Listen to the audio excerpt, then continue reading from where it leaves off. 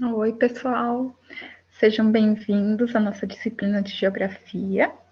Eu sou a professora Andréia, para quem não me conhece ainda. Então, essa é a nossa primeira aula. Eu vou compartilhar com vocês o material, fiz um resuminho dos conteúdos. Então, eu vou entrar por aqui, vou compartilhar a tela e vou explicando o conteúdo dessa nossa primeira aula. Vocês vão só ouvir minha voz no fundo e vocês vão ver os slides do material de apoio. Vamos lá, então.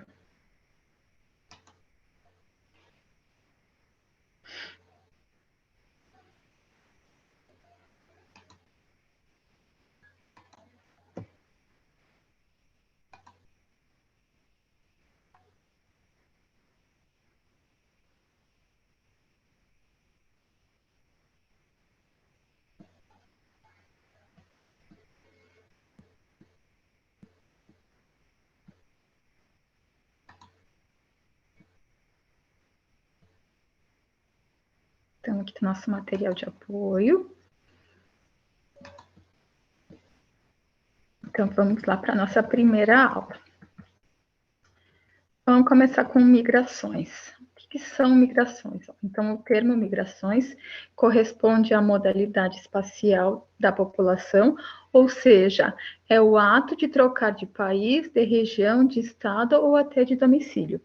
Então, o que é a migração? É pessoas que saem de um lugar para outro. Podem mudar de país, podem mudar de região, podem mudar de estado, ou apenas de uma casa para outra. Então, eles estão migrando de um lugar para outro. Isso a gente chama de migração. Isso pode acontecer por diversos fatores, por religiosos, psicológicos, sociais, econômicos, políticos ou ambientais.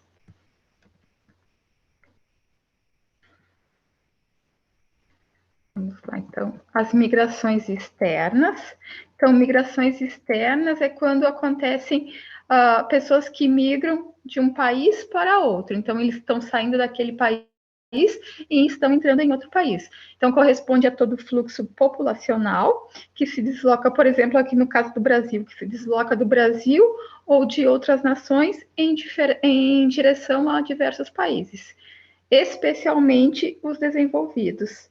Então, são pessoas que geralmente saem de um país para o outro à busca de melhor emprego, melhor qualidade de vida. Então, para uma migração externa é quando eles saem de um país e vão para outro país. No caso aqui do Brasil, é quando eles saem do Brasil para ir em outro país.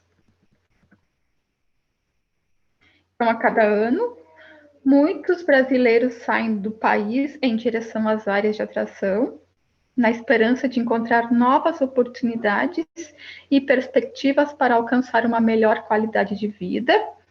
Geralmente, essas pessoas buscam os países desenvolvidos, em especial os Estados Unidos, o Japão e o Canadá, e recentemente também estão procurando os países vizinhos, como o Paraguai, Uruguai, Venezuela e outros. Apesar da grande expectativa gerada, muitos se frustram e não conseguem alcançar os seus objetivos. Então, a migração externa, ela altera o número de habitantes daquele país. Então, por exemplo, se o Brasil tem um número total de habitantes, essas pessoas que migrarem para outro país, vai diminuir a população do Brasil e vai aumentar a população para aquele outro país de destino, para o país que eles forem. Então, a migração externa, ela altera, a migração externa altera o número de habitantes dos países envolvidos. Então, o país que que os habitantes estão saindo diminuem o número de habitantes e os que, para onde eles forem, vai aumentar esse número de habitantes. Ainda, ó, o deslocamento de saída de um brasileiro, por exemplo, então, o deslocamento de uma pessoa de um país para outro, a gente chama de emigração. Então, ele está emigrando para outro país. Então, no caso, o país com que essas pessoas estão saindo é considerado uma área de repulsão ou ou refluxo. Então, por exemplo, se a pessoa está saindo do Brasil para ir morar em outro país, ela é considerada aqui no Brasil uma imigrante. Então, ela está fazendo uma emigração. E o Brasil, então, nesse caso, é considerado como uma área de repulsão ou de refluxo. E a entrada de pessoas num país com a intenção de fixar-se definitivamente é chamada de imigração. Então, por exemplo, as pessoas que entrarem para o Brasil, elas são chamadas de imigrantes. Então, elas estão imigrando aqui para o Brasil. Então, elas estão vindo de um outro país, entrando num país novo. Então, isso a gente chama de imigração. E o país em questão, ele é chamado como uma área de atração ou afluxo. Então, para quem sai, ele é chamado de emigrante e o país fica conhecido como uma área de repulsão ou refluxo. E os que entram no país são chamados de imigrantes, então o termo utilizado é imigração, e o país envolvido é chamado como uma área de atração ou afluxo. Então, diante desses conceitos, verifica-se que uma pessoa é, ao mesmo tempo, um imigrante, pois está fora do seu país de origem, e emigrante por ter deixado esse país, por ter deixado esse mesmo país. Então, a pessoa, ela vai ser imigrante porque ela está entrando num país. Então, ela é chamada de imigrante. E ela é emigrante porque ela saiu do país de origem dela. Então, a imigração é produto de vários fatores, como guerras, conflitos civis, catástrofes ambientais, embora os motivos principais sejam as questões ligadas aos problemas econômicos e sociais de uma determinada população. E a migração interna é quando ela ocorre dentro do mesmo país. Então, ela pode acontecer de um estado para outro, de uma região para outra, de um município, de uma cidade para outra. Então, migração interna corresponde ao deslocamento de pessoas dentro de um mesmo território. Dessa forma, pode ser entre regiões, estados e municípios. Tal deslocamento não provoca modificações no número total de ambientes de um país, de habitantes de um país, porém altera as regiões envolvidas nesse processo. Então, nesse caso, a gente não vai mudar o número de habitantes daquele país, só vai mudar daquelas regiões ou aquelas cidades que estão envolvidas. Então, as pessoas que saírem daquela região vai diminuir o número de habitantes daquela região e para onde eles forem vai aumentar o número de habitantes daquele lugar. Então, existem vários fatores que influenciam nos processos migratórios, mas, em primeiro lugar, o que mais conta é o trabalho. Então, o trabalho é o preponderante. Esse movimento pode ocorrer dentro de um mesmo país, estado ou município. Então, dentre as migrações internas, temos os seguintes movimentos. Então, o êxodo rural, que é o tipo de migração que se dá com a transferência de populações rurais para o espaço urbano. As principais causas são a industrialização, a expansão do setor terciário e a mecanização da agricultura. Existe também a migração urbano-rural, que é tipo de migração que se dá com a transferência de populações urbanas para o espaço rural. Hoje em dia é um tipo de migração muito incomum, então a gente não vê muito. Migração urbano-urbano, tipo de migração que se dá com a transferência de populações de uma cidade para outra, tipo de migração muito comum nos dias atuais. Migração sazonal, tipo de migração que se caracteriza por estar ligada às estações do ano. É uma migração temporária, onde o migrante sai de um determinado local em determinado período do ano e, posteriormente, volta em outro período do ano. É conhecida também como transumância. É o que acontece, por exemplo, com os sertanejos do Nordeste brasileiro. A migração pendular, tipo de migração característica de grandes cidades e regiões metropolitanas, no qual centenas ou milhares de trabalhadores saem todas as manhãs de sua casa, em determinada cidade, em direção ao seu trabalho que fica em outro município, retornando no final do dia. E tem o nomadismo, que é o tipo de migração que se caracteriza pelo deslocamento constante de populações em busca de alimentos, abrigo, etc. Esse tipo de migração é típico das sociedades primitivas e, por conta disso, encontra-se em extinção. Então, vamos lá para o mercado de trabalho. Então, o mercado de trabalho é uma expressão utilizada para se referir às formas de trabalhos que podem existir, sendo remunerados ou não, seja trabalho manual ou intelectual. As pessoas vendem sua força de trabalho por um salário, que pode ser em dinheiro, moradia, bonificação ou outra forma de recompensa pelo trabalho exercido.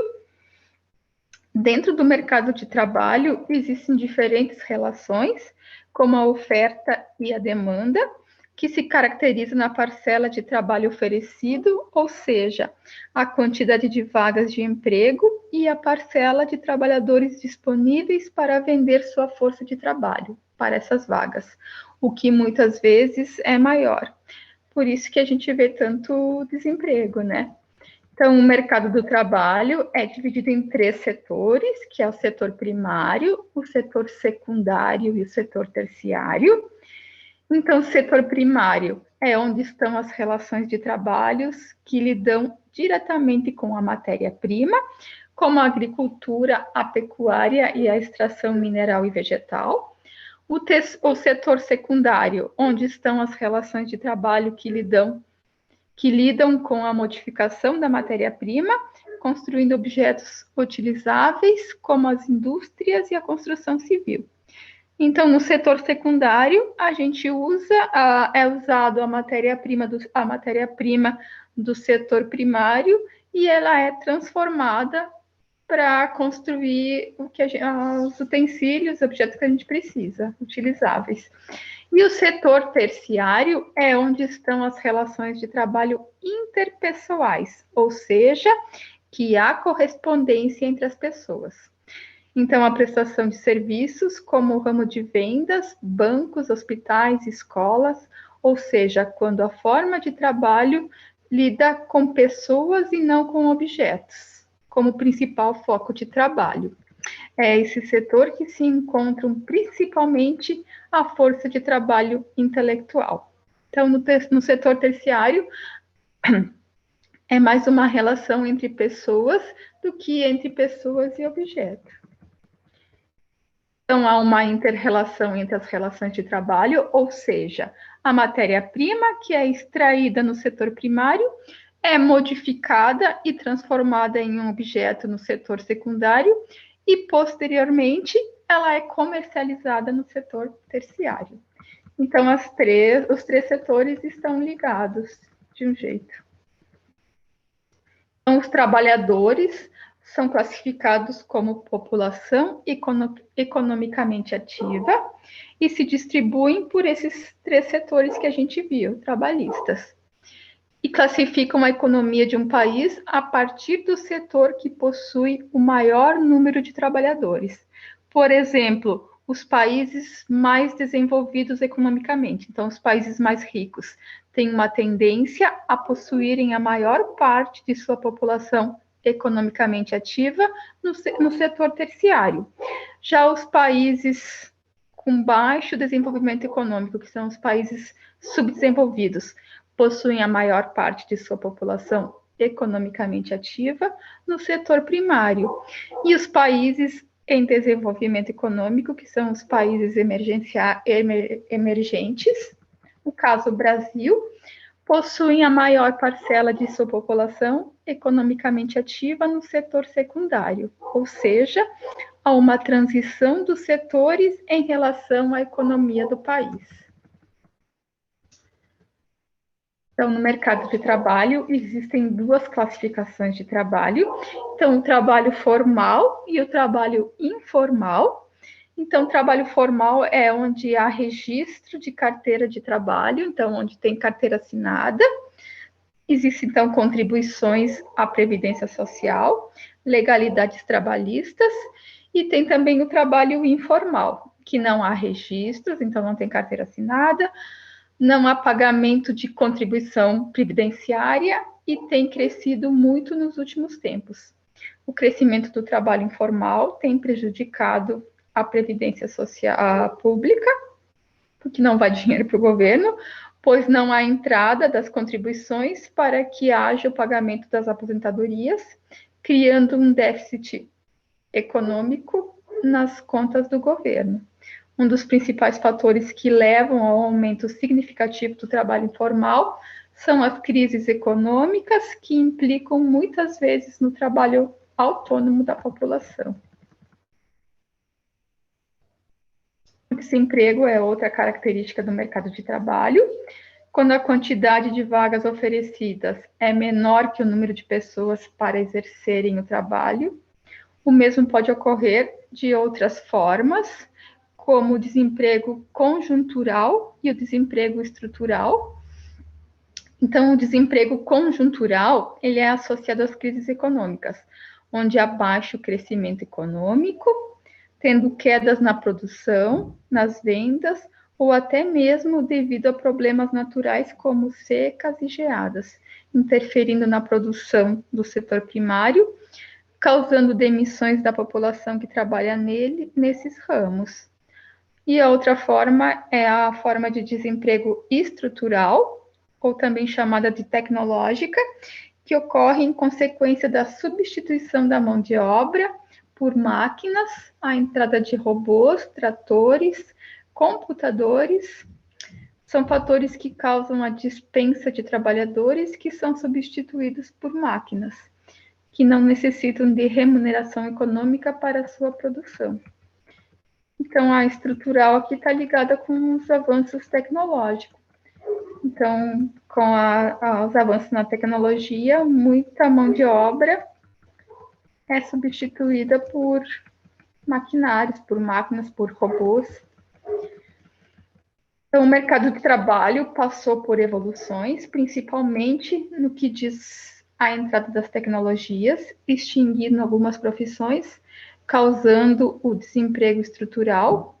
Por outro lado, há criações de novas profissões que necessitam suas tecnologias, onde há relações diretas com os meios tecnológicos, por exemplo, o profissional de tecnologia da informação, TI, que tem crescido muito nos últimos tempos. Então, assim como alguns empregos foram extinguidos, novos empregos surgiram. Então, a ampliação do uso de máquinas, principalmente nas indústrias, gera uma diminuição da população que trabalha no setor secundário, porém, há um aumento no setor terciário. Essa tecnologia nos setores trabalhistas aumentam a necessidade de maiores especializações de ensino, maior qualificação das forças de trabalho, onde vão exercer maiores e mais complexas funções. Então, essa nova tecnologia, essa nova visão do mundo necessita que as pessoas se aperfeiçoem mais, que tenham mais conhecimento. Então, a participação das mulheres no mercado de trabalho é outro fator que tem aumentado a modificação desse campo. Então, a entrada da mulher no mercado de trabalho é algo que tem crescido gradativamente, pois ainda há preconceito em muitas áreas para a entrada das mulheres, o que implica em maior profissionalização das mulheres em relação aos homens. Então, para elas conseguirem entrar, elas têm que se profissionalizar mais do que eles, conseguindo ampliar sua presença nesse mercado. Porém, há desigualdade na remuneração da força de trabalho das mulheres em relação aos homens. Então, mulheres e homens com o mesmo cargo, a mesma função, porém têm salários diferentes. Então, a gente vai entrar para a área da dinâmica demográfica. Então, a demografia é a área do conhecimento que se preocupa em estudar o comportamento, as transformações e a dinâmica geral da população, utilizando-se principalmente de elementos estatísticos e pesquisas qualitativas. Então, esse ramo do saber, em muito se aproxima à geografia da população, que, da mesma forma, também se preocupa com as dinâmicas populacionais, enfatizando as questões sociais relacionadas ao espaço geográfico. Então, a população é definida como o número de pessoas que habita um determinado território ou região. Dessa forma, os seus ciclos de crescimento, seu nível médio de renda, sua contribuição, entre outros fatores, são de fundamental importância para a compreensão do funcionamento dos diversos aspectos do espaço social. Um dos elementos demográficos mais estudados pela geografia da população e pela demografia é o índice de crescimento populacional. O crescimento acelerado ou desacelerado das populações é algo constantemente debatido e teorizado por especialistas e teóricos dessas áreas do saber. Precisar com detalhes o funcionamento desse fator é importante para o planejamento de políticas públicas e ações sociais. O principal órgão brasileiro de pesquisa sobre a população é o Instituto Brasileiro de Geografia e Estatística, o IBGE. Esse organismo realiza a cada 10 anos o censo demográfico, uma importante e abrangente forma de quantificar estatisticamente os mais diversos dados e informações, envolvendo desde a renda e a saúde da população até sua preferência religiosa. Então, através do censo demográfico ali, desse estudo da demografia, por exemplo, eles conseguem ver se é necessário, tipo, numa região tem tantas crianças, tem tantas escolas. Daí, com esse estudo, eles conseguem verificar se, naquela região, nasceram tantas crianças. Tem a escola suficiente, então eles conseguem visualizar se necessita de uma nova escola.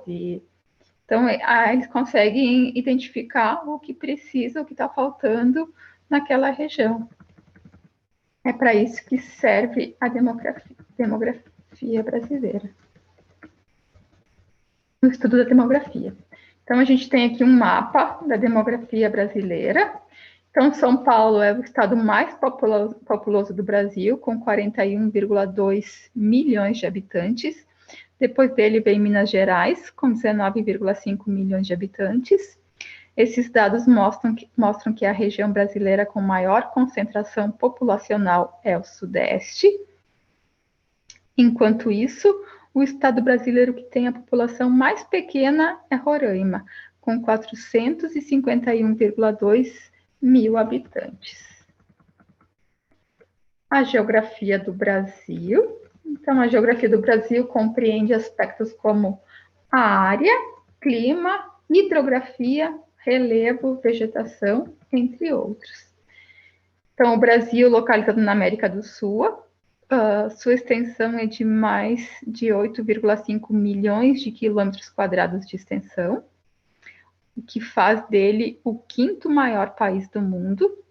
Também é um dos países mais populosos, apesar de ter 204.450.949 habitantes, é qualificado como pouco povoado pelo fato de que conta com 22,4 habitantes por quilômetro quadrado. O país está dividido em 5 regiões, que são Nordeste, Norte, Centro-Oeste, Sudeste e Sul, e tem 26 estados e um Distrito Federal. Ele faz fronteira com a Venezuela, Guiana, Suriname, Guiana Francesa, Colômbia, Peru, Bolívia, Paraguai, Argentina e Uruguai. Isso quer dizer que ele faz fronteira com quase todos os países da América, exceto com o Chile e com o Equador. Então, os únicos dois países da América, do subcontinente americano, que ele não faz divisa é o Chile e o Equador. Então, vamos falar um pouquinho do relevo brasileiro. Então, o relevo brasileiro é caracterizado por baixas e médias altitudes. Ele constitui as formas de superfície terrestre formados pela movimentação das placas tectônicas, os vulcanismos. O relevo do Brasil se classifica de três formas que são planaltos, planícies e depressões. Então, a gente tem essas três formas que classificam o relevo. Então, os planaltos são as áreas elevadas e planas, marcadas por altitudes acima de 300 metros e que predominam o desgaste erosivo. Ocupam a maior parte do nosso território, cerca de 5 milhões de quilômetros quadrados, e são divididos em Planalto das Guianas, Planalto brasileiro, Planalto central, Planalto meridional, Planalto nordestino, serras e planaltos do leste e do sudeste, Planalto do Maranhão, Piauí, Planalto de Cercado de Sudeste ou Escudo Sul Rio-Grandense. Então, são esses. A gente tem aqui um planalto, aqui uma imagem. Ó, é o Monte Roraima, ó, exemplo de planalto do Brasil. Então, a gente tem aqui o Monte Roraima. Então, junto com as depressões, os planaltos ocupam cerca de 95% do território nacional. Agora, as depressões, a gente tem um desenho ali das depressões. Então, são formadas pelo processo de erosão. As depressões são áreas mais planas e irregulares que os planaltos e possuem as altitudes mais baixas do planeta, entre 100 a 500 metros. Apresentam intenso acúmulo de sedimentos e podem ser formadas por rochas sedimentares ou cristalinas. As principais depressões do nosso país são Depressão Norte e Sul e Amazônica. Então, a gente tem aqui a Depressão Marginal Sul-Amazônica. E as planícies, que se caracterizam pelas áreas planas, quase sem variação de altitude, nas quais predominam o processo de acumulação de sedimentos. As chamadas planícies litorâneas correspondem aos terrenos planos próximos a áreas litorâneas, a regiões litorâneas. Dessa maneira, pode ser uma região, por ser uma região plana, as planícies são locais muito aproveitados pelo homem para as atividades que envolvem as práticas agrícolas. As principais planícies do Brasil são a planície amazônica, a planície do Pantanal e a planície litorânea. A gente tem aqui o desenho da planície do Pantanal.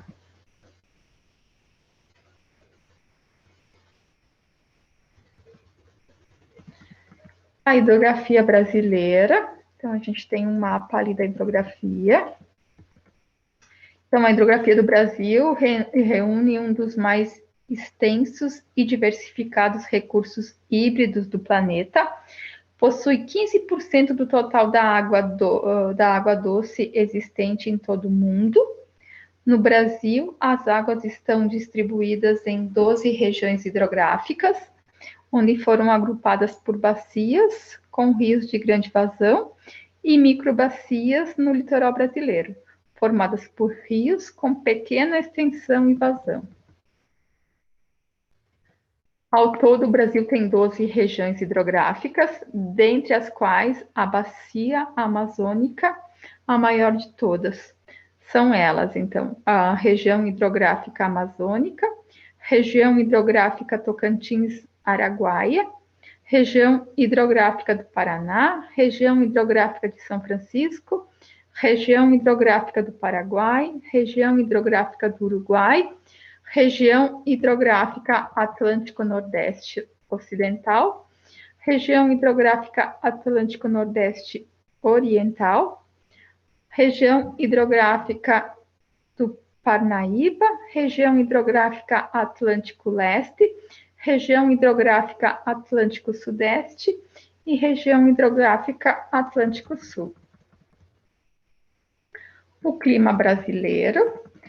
Então, tipos de clima do Brasil. Então, as regiões brasileiras apresentam 6 tipos de clima, classificados com relação às zonas térmicas da Terra, que são eles: o clima equatorial, o tropical semiárido, tropical de altitude, o tropical litorâneo e o subtropical.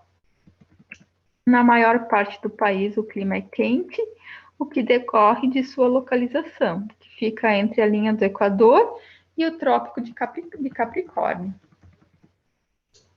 Então, o clima subtropical, que é o nosso aqui, da nossa região, então ocorre na região sul do país, abaixo do Trópico de Capricórnio, e daí seu nome daí que surge seu nome de subtropical. Então, o clima subtropical apresenta 2 estações do ano bem demarcadas. Então, um verão bem quente e um inverno bem rigoroso, quando podem ocorrer geadas ou até neve. As chuvas são bem distribuídas ao longo do ano, entre 1.500 a 2.000 milímetros por ano.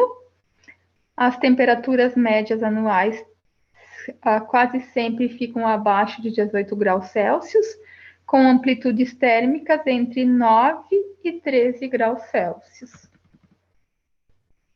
A vegetação brasileira.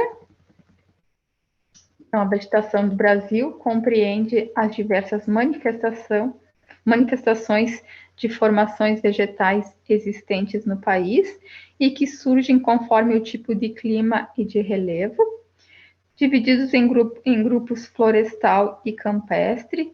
Os tipos de vegetação florestal ocupam cerca de 60% do território brasileiro, enquanto a área restante é campestre. Então, vamos ver os tipos de vegetação do Brasil. A floresta amazônica. Então, ela apresenta clima equatorial, quente e úmido, o que permite a existência de uma grande variedade de espécies vegetais, como castanheiro, cipó, guaraná, jatobá, palmeira, seringueira e vitória régia. A vegetação é dividida basicamente em mata de várzea, mata de igapó e mata de terra firme. Trata-se da vegetação brasileira mais atingida pelo desmatamento. A Amazônia abrange toda a região norte, além de partes dos estados do Mato Grosso e do Maranhão e alguns países que fazem fronteira com o Brasil. A Mata Atlântica. Então, ela é formada por florestas ombrófilas e estacionais. A paisagem é de uma floresta densa e fechada, marcada pela presença de árvores de grande e médio porte. Nela ainda é possível encontrar vegetação nativa em 8% de sua área. As espécies vegetais incluem cedro, imbaubá, ipê, jambo, palmiteiro, pau-brasil e peroba. Localizada principalmente na costa do Brasil, o clima da Mata Atlântica é tropical quente e úmido. É esse clima e as chuvas que propiciam a sua grande biodiversidade, a maior do mundo considerando cada hectare. O cerrado, então, é o tipo de vegetação presente na área O tipo de vegetação presente na área de cerrado é caracterizado pelo clima tropical sazonal, em que o inverno é seco e chove no verão. A vegetação é bem diversificada devido à sua extensão, podendo ser observado campos e florestas densas. Nele é possível encontrar arbustos, árvores retorcidas e gramíneas. O cerrado predomina na região central do Brasil e apresenta um aspecto seco, tal como o das savanas encontrados principalmente na África. A caatinga, então, ocupa o sertão nordestino, onde o clima é semiárido, chove pouco. Em decorrência disso, nele surgem as plantas que se mantêm com pouca água, as quais são chamadas de gerófitas. Outras características das plantas são cascas grossas, espinhos, folhas pequenas e raízes tuberosas. Em geral, podemos observar uma vegetação de pequeno porte, como arbustos e cactos. Também surgem plantas como o facheiro e o mandacaru, mas no favorecimento de umidade podem crescer na caatinga árvores como aroeira, baraúna e juazeiro. O Pantanal é nas áreas alagadas que surgem as gramíneas, enquanto os arbustos e palmeiras crescem nas áreas onde o alagamento acontece de forma ocasional. Há espécies da floresta tropical, por sua vez, que crescem nas áreas onde não há alagamentos. A área do Pantanal compreende parte dos estados do Mato Grosso e do Mato Grosso do Sul, chegando ao Paraguai. Os pampas, os nossos pampas, estão encontrados no sul do país. O pampa é formado principalmente por arbustos, árvores pequenas, gramíneas e plantas rasteiras. Os pampas apresentam formações vegetais como savana, estepe e florestais estacionais. Essa vegetação surge no Brasil exclusivamente no Rio Grande do Sul, em virtude do clima subtropical. A mata dos cocais, considerada uma mata de transição, surge em climas equatorial úmido e equatorial semiárido. Pode ser observada entre as florestas amazônica e a caatinga. É lá que estão os babuços, árvore típica desse local, e outras árvores de grande porte, tais como o açaí, o buriti e carnaúba. A Mata dos Cocais localiza-se entre os estados do Maranhão, Piauí e Tocantins. A Mata das Araucárias, também, que a gente tem aqui na nossa região, também chamada de Floresta das Araucárias, ou Floresta ambrófila mista, onde há uma grande amplitude térmica. Nela surgem várias espécies vegetais, com predominância o pinheiro do Paraná, a árvore alta que mede mais de 30 metros. Daí resulta a formação de uma floresta bastante densa, localizada no sul do Brasil e em partes no estado de São Paulo. O clima da mata das araucárias é subtropical. Os manguezais, então a vegetação do mangue é constituída por vegetais halófilos, os quais compreendem arbustos e plantas adaptadas à salinidade da água e solo lodos, e pneumatófaros que respiram pelas raízes acima da água. Os manguezais apresentam 3 espécies principais: o mangue branco, o mangue vermelho e o mangue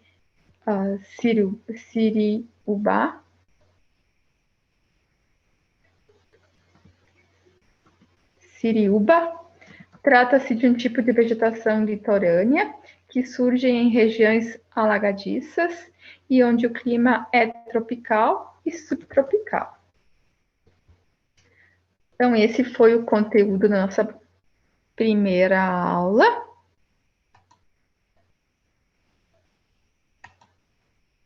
Então, esse foi o conteúdo da nossa primeira aula. Espero que tenham gostado. Uma boa semana de estudos e a gente se vê na próxima aula. Beijos!